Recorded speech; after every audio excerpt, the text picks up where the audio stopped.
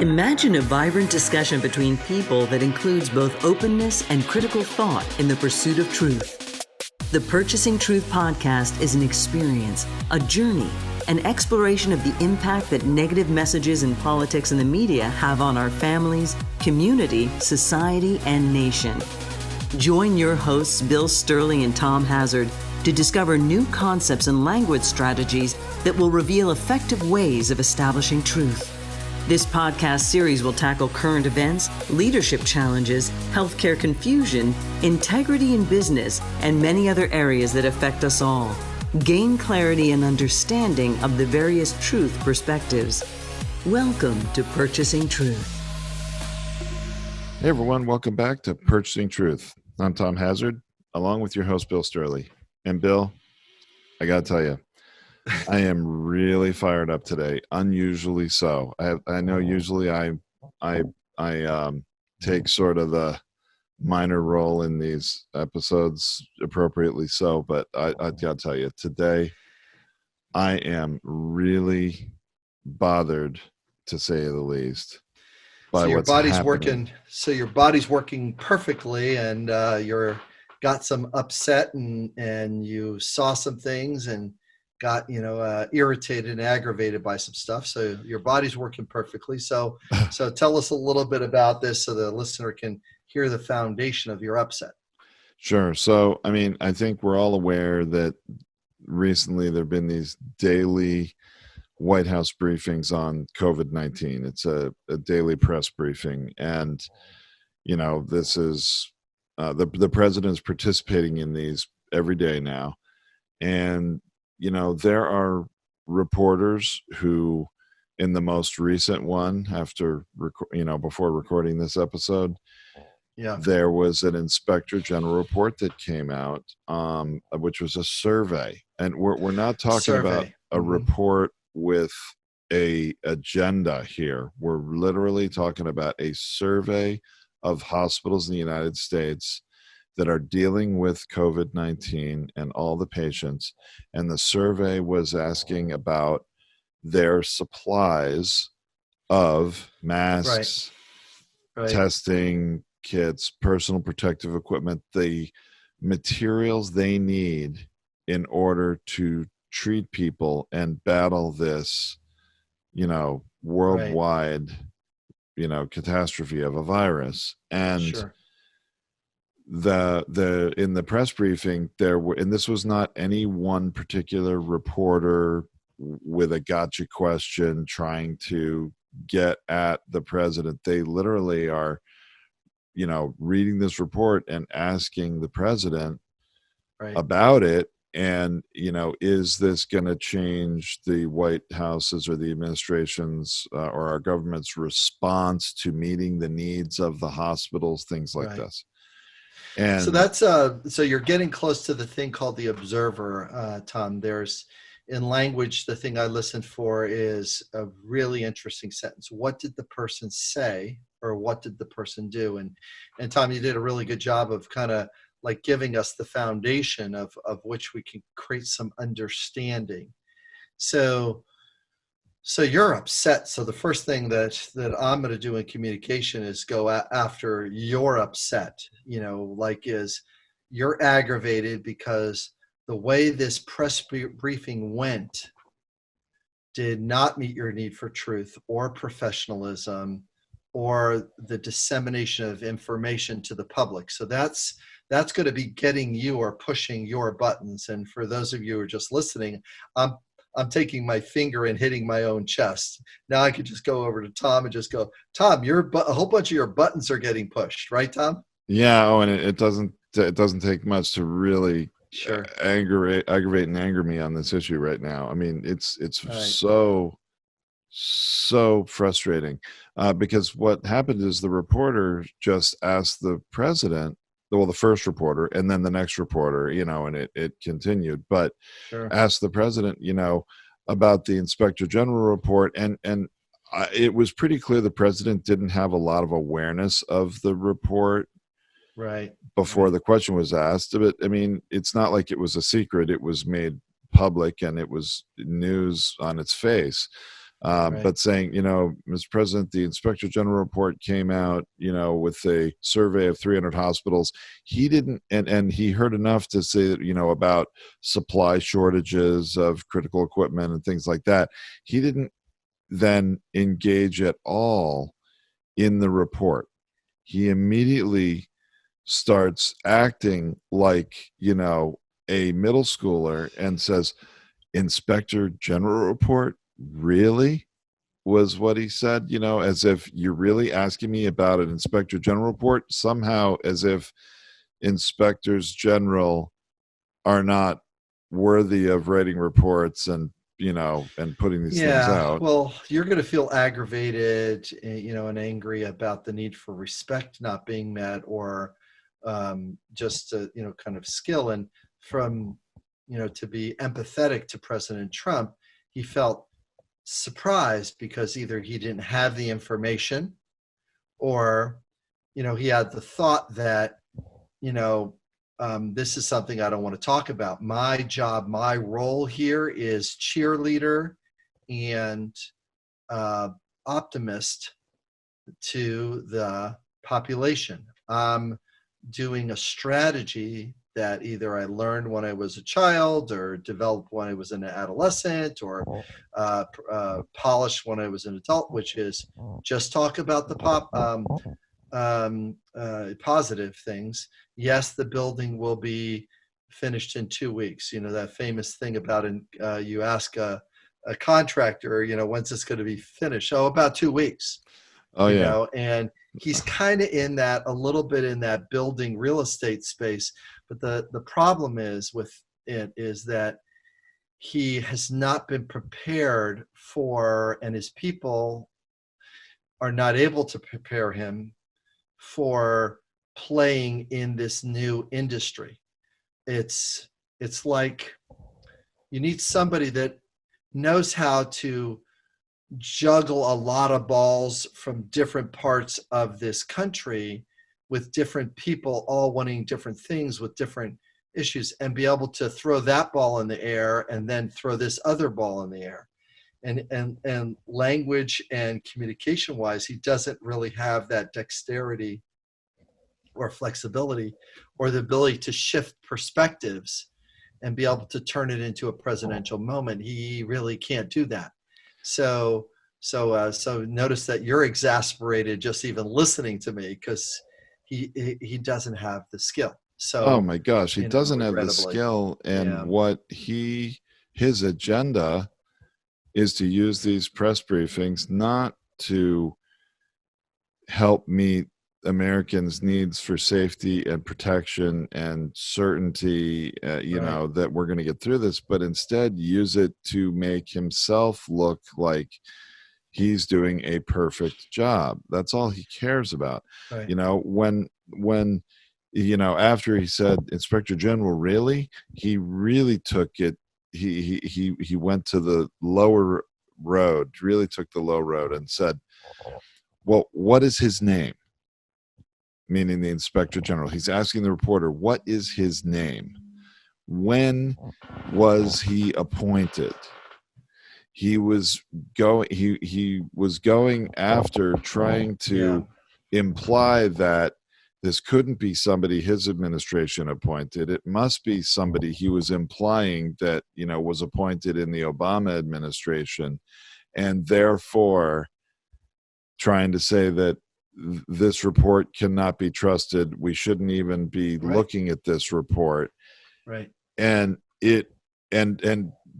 so the president's behavior, I think, was so childish, so adolescent, and he's not being the leader and the father figure that America needs right now. But then the reporters didn't help themselves either. Yeah. So their skill was so lacking. Yeah, the Press Corp has some struggles because their line of inquisition, to just use a funny word right there, is their line of questioning is really very basically they're pushing an assumption in his direction, and they've got to stop doing it. And the assumption is He's read the report. He's been briefed. He understands what has been briefed. And then he can be honest about what he's been briefed about and then give an adult response. All of those assumptions are false. They sure Every are. one of them are. Yeah. And they already know that he doesn't read. You can ask him straight up, does he read? No. Does he listen to other people? No. What does he do with bad news? He attacks. Then why are you asking him a question that's going to result in this type of firestorm? How are you participating in it's kind of weird. It's literally a shame-based narrative. It's, I am not going to talk about the thing that I eventually need to feel shame about. I am, the buck does stop here. He doesn't have that belief that the buck stops here. No. He doesn't have the belief around accountability, integrity. He does the same thing with, a lot of people at the top of certain industries. It's not my responsibility. Joe down there made the mistake. I'm firing Joe. I mean, and by the way, I'm firing Joe, and Joe was hired by another administration and was inherently biased, and you can't believe that report because of it. You can't believe that report because that's not truthful. And meanwhile, it's like, well, I guess you could hang it on Joe's manager, or Joe worked in this other worked on this with this other company. It's kind of weird. It's kind of like, so if somebody works at another company, you hire them for their skill, or the other company, and then they just happen to be in your organization when you get there. You can't like say, well, they don't have the skill anymore. You've got to like assess what that is, what they're doing, and go like, well, the person's not giving me what I would like. Therefore, they're not loyal to me. It's like, but they're bringing you information that's valuable. Now, all of this stuff that we're doing right now is no help. I mean, it's literally no help to explain this to all the listeners out there that are nodding their head and going like, oh my gosh, how do we do this? Or how can the reporters get, some skill or have some communication and value about how to disarm the landmines, and or get him to walk the fields of landmines and get him to own something in a new way. They can't get there from here. I mean, whether it's CNN or CBS or MSNBC, they can't get there from here because their line of questioning and the way they're pursuing information is as if they're asking somebody that has a good sense of the facts, utilizes the facts, but also doesn't scare the crap out of the public about the facts. Okay, let's do something like this and you'll get a sense of this. Years back, I can't remember which year, a tsunami ran through the Indian Ocean and the South China Sea. Wasn't it Thailand, right? Thailand had hit badly. It hit the western coast of Africa, for God's sake. It was just like, it was this big tsunami, basically. Killed many, many people. As the news was covering that, Americans started to get scared of a tsunami on the coast. So they had to dial it back because it's in another part of the world. Yes, it could happen here. But we've got to put it in a perspective. Not sugarcoat it, but also not go too far. So if you sugarcoat it too much, there's 5 cases and those 5 cases will be gone real soon. That's sugarcoating too much. We have 5 cases, and here are the things we're doing about those 5 cases. But there's only 5 cases. Today there are 25 cases. We need to get our arms around the 25. Look at there's 90 cases. We've got to start. See, that is a leader staring down the challenge, not downplaying truth or assigning blame to someone else because we're bringing them bad news. Because, really, there's certain parts of the country that people don't watch news. They don't follow politics. They're not interested in the conflict. They don't have civic responsibility. They didn't take civics as a class in school because civics has been removed from school. Can you imagine that? A country so that wants true. to stand. We want to stand for principles, but we don't teach the principles that we stand by. How's that going to go for us in the long run? Yeah, it's not going to help. So that's a greater truth, right? How's that going to go for us?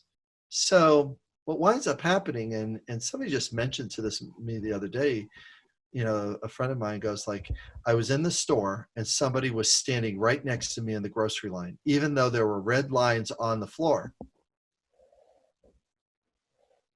They were literally saying, what are all these red lines for? To the cashier. Wow. Excuse me, what are these red lines for? That's like really a serious lack of awareness, I guess. What are these red lines for that are 6 feet apart from each other? So you got to kind of treat President Trump a little bit like that guy, like the unaware guy, the person that doesn't want the perspective. And then the guy that's also standing next to you, the cashier line, is like, well, I don't have the disease. There's nothing going on with me. But you don't know if I have it. And I don't know if the cashier has it. Huh? So, and that person will become defensive in that grocery line, just like Trump becomes defensive with the Press Corp. I don't know something. I'm not going to talk about the thing I don't know anything about. I am going to take that piece of information and find the flaw in the thing you don't know, and then I'm going to be able to dismiss all the things that you do. So you better have not just the piece of information called, this is what the IG report is, but you better have the name, you better have the history, you better have, well, he was hired in this, and the reason why it was hired by this person that you hired in order to do that. So that's your chain of command. You've got to tie his chain of command back to him. Well, your guy did this, and your guy hired this person, and your guy hired it. This is the chain of command. And I believe that the buck stops with you, and we're just asking if you know anything about what this valued employee is doing, this public servant is doing, and that they're bringing that number. Now, Mr. President, it might not be the positive message that you would like to present to the public. But what we're just doing is reporting the numbers from the report that we've received. But Mr. President, maybe you would like to get back to being positive with the American public. Is that correct? Yes. Give him the off-ramp. Give it to him. Yeah. Give him the off-ramp. That's one big piece that's really missing here, because they didn't do well. First of all, the preparedness of the reporter, they weren't. That's prepared. the first catch. That's correct. They were not prepared for because the collateral. The president says, "What is his name?" Well, and that actually reveals a very interesting gender bias of the president, because he says, "What is his name?" What is that person's name? And of course, it ended up being it's a woman who's the inspector general named Christy Grimm. Now, here's the interesting thing that played out. So the president is attacking them, saying, what is his name? When was he appointed? All this stuff. Now, you're right. Number one, lack of Follow the chain. preparedness by the reporter, because the reporter should have had that information. They should have known the president is going to attack the people that created the report, and if he doesn't like what the report says. So they should have had that information. But here's the next thing they did. The president asks those questions, and instead of moving off of those questions the president's asking them and trying to get to the bigger picture issue, the reporter scrambles, and their people behind the scenes scramble and try to find the answers to those questions to provide them to the president. It's like you've got two teams on a field to play a game, and one is playing by hockey rules and the other's playing by basketball rules here. Just to take it out of political context, they weren't playing the same game at all. It's not the same game. No, it's one is the game that my 13-year-old would play, and the other one is the adult trying to get the kid with the tantrum to quiet down by giving him the answers the way he would like the answers, instead of just being asking questions towards the president that would be things that would provide him support from where he is in his skill set of a communicator. He's not a strong communicator. He is a communicator that engages messaging that hijacks the person's truth and perspective. And so that he can put people in boxes that his followers agree that that's a box that they don't like. So I wouldn't be surprised today if they don't trot out the never Trumper box. Yeah.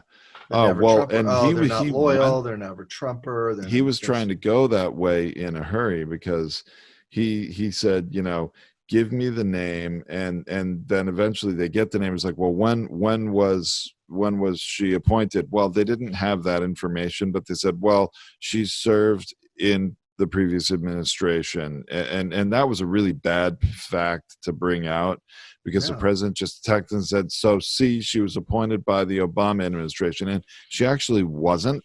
But he seized on that. She's been a public servant in Health and Human Services since 1999, serving in both Republican and Democratic administrations. But Trump's administration actually appointed her to the Inspector General January of this year. Now, if they had been armed with that information, it would have taken a lot of the wind out of the sails of the president's attack that the information is bad because it's biased, because Obama appointed this person. He actually used Obama's name in the press conference. It got to the point where it was not just implied anymore.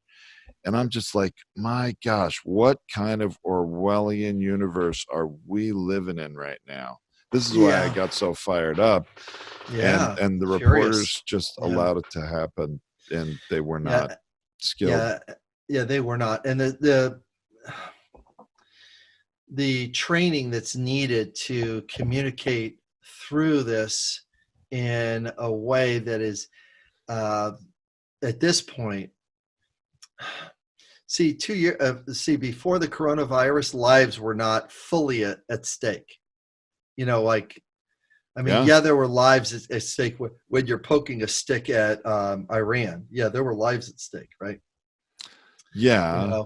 And there's lives at stake as, you kill a general. There's lives at stake, there's lives at stake. And those folks are in the front line of danger, and you are trying to make a statement, to meet your need for respect with other countries, and you're using force to get there. This virus does not care. This is not one of those pieces. This is not, I can spin this about they're bad, we're good, and the virus goes like, whatever, I'll just kill a couple, another 100 or 200 or 500 people with that narrative, because you're going to allow me to go to spring break and not shut down the beaches. I mean, that's what the virus does. It's like, great, thank you so much. Great. You don't want to shut down the beaches? Fantastic. We're good with that, because it's unseen. You can't tell. It's invisible. There's nothing to shoot at. You can't buy more guns for this. there's no way to buy guns for this thing, so very, very challenging. Yeah, very, very It is challenging. challenging, and it was so, it angered me so much that the president, he never responds well to things that don't make him look good, but the president was trying to manufacture news. He's the guy who labels fake news, real news, as fake news, and here he is trying to manufacture news. Mm-hmm. Right. And don't believe this report because it doesn't make me look good. And the issue of testing kits came up, and he again says, "Oh, we have more testing than any other country in the entire world." I mean, it's just like, oh my gosh, how long are you going to keep selling this stuff? And he's also pretty brazen about, and okay about pulling the curtain back from the wizard pulling the handles.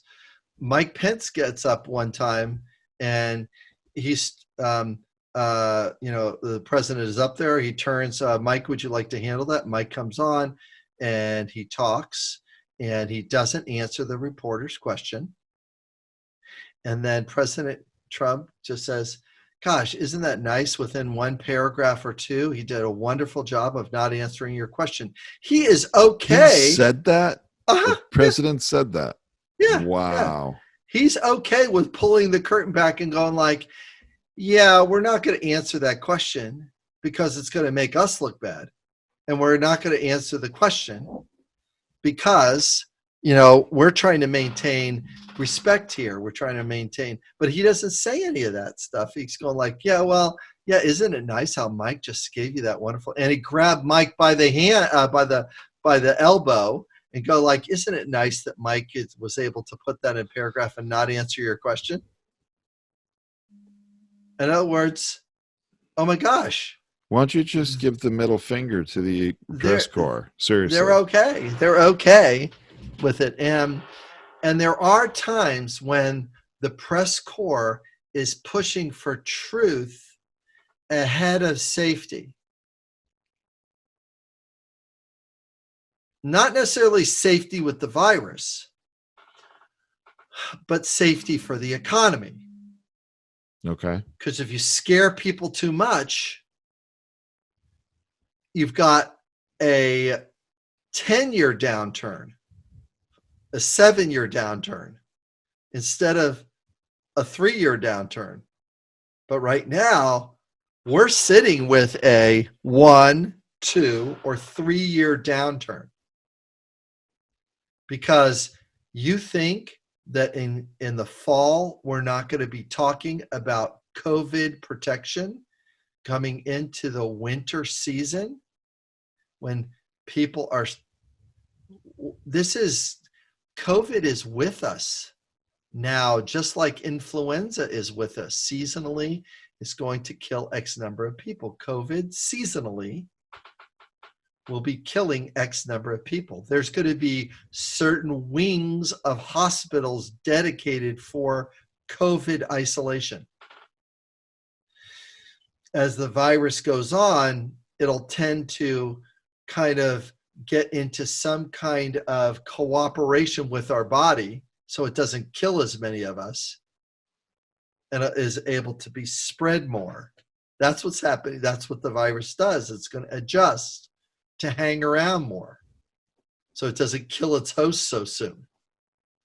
It's a little unsettling, but that is the cooperative, collaborative nature of biology and nature and survival, is that you don't want to kill too many of them off, but you still want to be alive, so you got to kill some of them, but not soon, not until they infect other people. I mean, the virus isn't thinking this. It's just the biological process of here's what's available, anyway. So it's really the virus unsettling. is very efficient in how it spreads itself, and whether you and it will become more and more until we get some vaccine. We got some shut off switches, these things, showing up. And the new normal is greater distance from people. That's the new normal. Greater space from each other. Online, platforms, video conferencing, recording like we're doing. Right. This is how connection's going to take place. Finding our tribe of people to connect with. A new silo, our community silos, where we don't talk about other communities, even though we're living right next to people that are in different communities. It's crazy things that human beings are getting ourselves into. So I guess the thing is that to really capture here is that the reporters have got to do a better job of giving President Trump an off-ramp so he can talk in the way things would want, and then make it easy for him to tell truth. Make it so that truth is easy for him to speak about.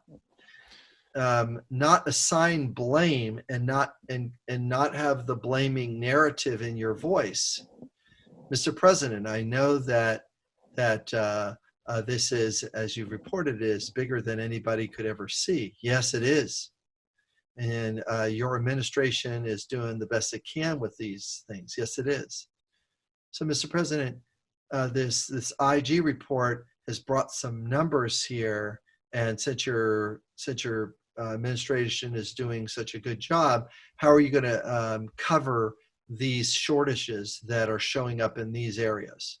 Oh, there's some shortages. Mike, could you take over from here? He will turn it right over to Mike. He doesn't have to, Vice President Pence, could you tell us how you're going to deal with it? I mean, his job is supposed to be running Congress. He's abandoned that. He doesn't even do his job Right. anymore. Well, and I thought, quite honestly, appointing Mike Pence to lead the COVID-19 response from the White House was, quite honestly, the president being very shrewd, realizing there is not going to be any good political outcome from this virus pandemic. And he wanted to set Mike Pence up to be a fall guy. And the president isn't behaving like that, quite honestly, with all he's doing here.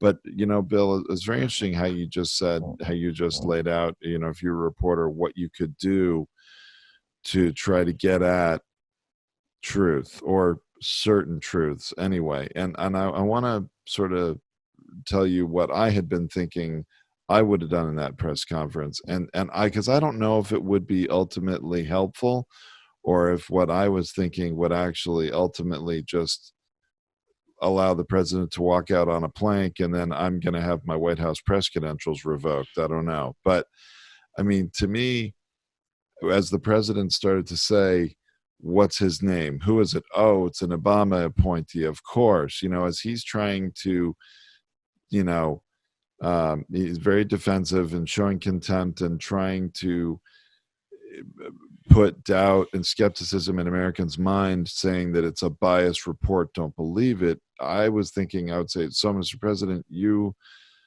are feeling that, that because the Inspector General served in the Obama administration, that the report cannot be trusted. Is that right? And have him, of course, say, yes, of course.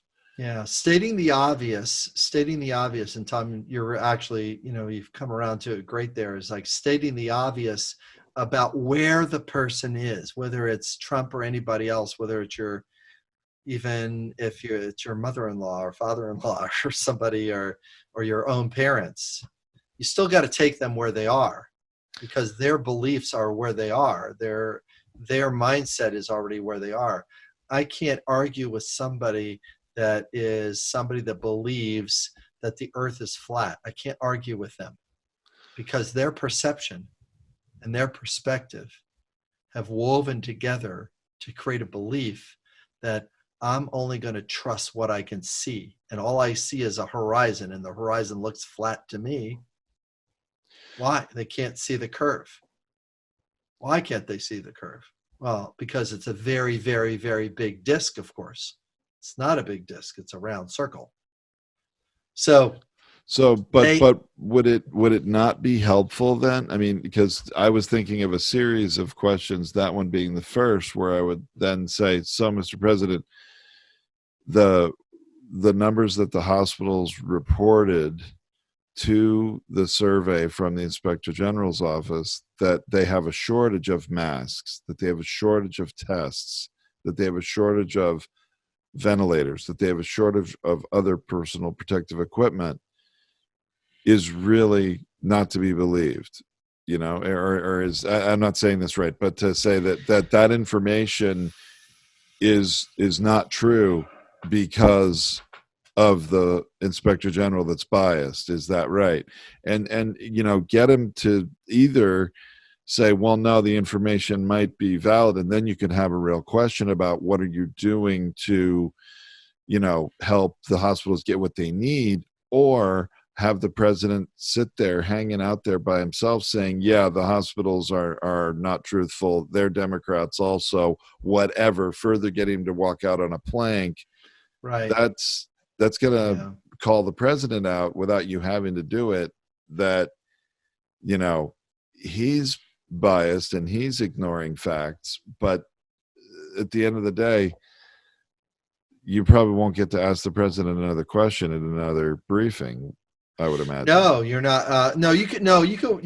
No. He'll. If you get him to walk the plank, he'll ask you a question again, because his challenge narrative is so strong that if you get him once, he's coming right back at you. Because he can't let you have the last word, right? No, he can't. He's going to say, well, he sort of kicked my butt last time, I'm coming after him. He's going to try to look. He's going to try to find the flaw. It's always about finding the weak word, or the some angle to prove wrong, so my self-worth, my respect, my identity is propped up by how sharp I am. See, he's sharp about finding biases and playing in it, because that's what branders or marketing people do. It's, you got to find the thing that is next to the person's habit. You want to find, here's the person's habit, this is the type of person, and then you want to set your product or service right next to it. You don't want to develop a brand new innovative product that saves the world. Who cares about that? And you're thinking to yourself, what do you mean who cares about that? I care about that. No, because that product won't sell unless it's set next to the person's belief. It's all about positioning language so it sits next to his voters, not here's what the truth is and let's face it together. That's what a real leader does. Here's the truth and let's face it together. And it's complex, and there's mistakes that are and will be made as we navigate through the forest. And sometimes we're going to take a left turn and send all of the ventilators over here, and 3 people are going to die over here because we've made that choice. Because this is where the bigger danger was. Because if I don't save these 10 people, if I don't do that, then I got 100,000 people over here later, or 10,000. So, but does that make sense? It does make sense. So, it's interesting when you talk about, the marketing message and putting this next to that. I mean, we've talked about purchasing truth in this president in many of our episodes, how language and communication is used to purchase truth, how to purchase it back. It really seems to me that this president and this administration's purchasing of truth has really reached a whole new level now that it's really life and death of average Americans is really at stake here. Like you said, it's different when you're talking about Iran halfway around the world, or South Korea, little rocket man, or whatever. When you're playing theoretically with Americans' need for safety and protection from the threat of a potential nuclear missile being created or hitting us. But when you've got people dying in the hospitals, on a daily basis. Yeah, your people. Mm-hmm. It's this is a very different situation than anything that this president has encountered before. Yeah. Well, the isolationism. In different parts, in different times of the country's history, there are groups of people that rise up called isolationists. We want America to just be America, and we want to keep America and inside American. It's kind of like fanatical, racism. It's fanatical, loyal towards country. It's nationalism. It's basically Right. what it is. It's like our nation is better than anybody else, and therefore we don't want to play with anybody else. The only problem is it's a worldwide economic game. The game is a worldwide game now. It's not how many refrigerators can we make for Americans in America? How many Ford cars can we make in America because now everybody's got a car. Now all of a sudden we got competitors. It's a worldwide market, and we're depending on other people for lower costs, everything from human rights to whatever, the labor rules and everything else. We're trying to compete. All of a sudden, it's like as other parts of the world get in the game, all of a sudden the price fluctuates because we've got somebody that is bidding down the price because our country will do it cheaper than that other company that did it really cheap. Yeah, we're going to do it even cheaper because we just want some food for our people, and we're going to cut you a deal. So it's a race to the bottom regarding, and capitalism kind of does that a little bit, and it doesn't put stability in those other countries we're not as interested in. But but it's also now kind of trickled to us and go like, well, stability isn't in our country either.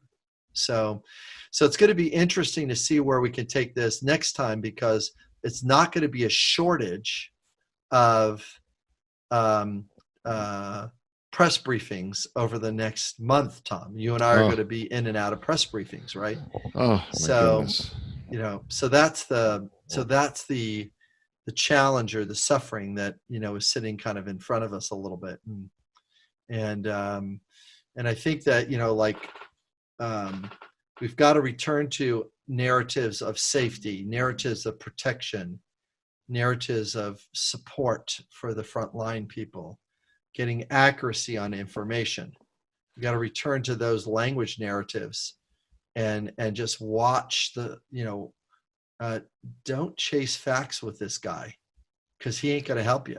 Yeah, but you can't chase facts, but you've got to, obviously what they should be trying to do is help bring truth to the American people. It's kind of ironic that you can't get it from him. They can't get it from him, and they get tripped up by him asking them for more facts. Yeah. And I hear you would like greater awareness to people that are unconscious about what's happening, which are the reporters. They're unconscious about how they have to prepare for these meetings. They think it's normal. They think they're talking to an adult up there. They just aren't. They're talking to a person that is skilled in this one mindset. And they need to change their approach. Their approach. Yeah. All right. Well, it's more to come on this, Tom, and we can definitely talk about how when the Press Corp makes a question, that creates a soundbite. That soundbite then is taken to the media individuals that weave it into their broadcast, whether it's Rachel or Fox News, or they're taking this soundbite and they're going to spin it and fill it out their way, or Jake Tapper, whoever the person that the information or soundbite is moving up to, they have an opportunity to reframe it right there. They do not have to see the president is not telling the truth. I don't want to hear that sentence anymore. I would like to hear the sentences. The president is being optimistic and is looking to be encouraging. Regrettably, what the information is showing us is that greater support are needed in these 3 cities. Let's go to the people in the front line of these 3 cities. See, take it away from him. Yeah, it'd be nice to see wants to somebody like Chris Cuomo do that, of course, after he's healthy and back on the Right. air, or That's or any of these major news anchors. If the reporters in the press briefing room are Don't get not it. able to do that, at least that the big news personalities at the different networks, CNN, NBC, ABC, whatever, can play that role, that would be helpful. That's right. That's right. All right. Well, All more right, to Bill. come. Thanks everybody for listening. Thanks for indulging me today, Bill. All right. You're welcome. Take care, Tom. Thank you for listening to this Purchasing Truth podcast. We trust that you have enjoyed this engaging and thought-provoking conversation. Our hope is that you've received value, found clarity, and broadened your truth perspective in this episode. If you did, leave us a review or visit our website, purchasingtruth.com. Join us again for another informative and content-rich discussion here at the Purchasing Truth podcast. Don't just accept whatever information comes your way. Join the discussion. Discover your own voice. Purchase your own truth.